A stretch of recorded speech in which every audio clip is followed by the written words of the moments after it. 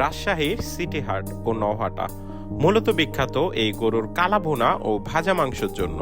আর এই সিটি হাট ও নওহাটার খুবই পরিচিত মুখ ফয়সাল ভাইয়ের নিজ উদ্যোগে নাকি চালু হয়েছে রাজশাহীর বিফ পয়েন্ট নামে এই দোকানটি।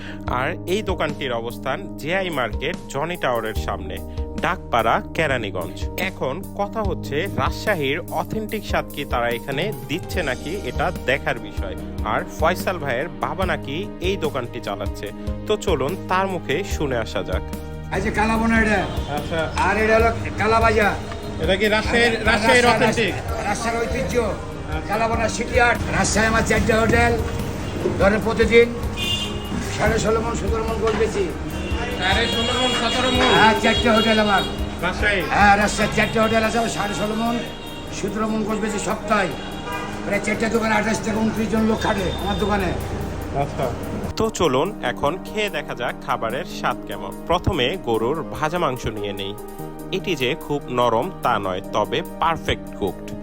খেতেও চমৎকার, আমার কাছে বেশ ভালো লেগেছে তাদের এই আইটেমটি। এরপর আমি তাদের কালাভুনা নেই। তবে কালাভুনাটা যে খুবই মজার এমনটা নয়, মশলার আধিক্যতাটা বোঝা যাচ্ছিল।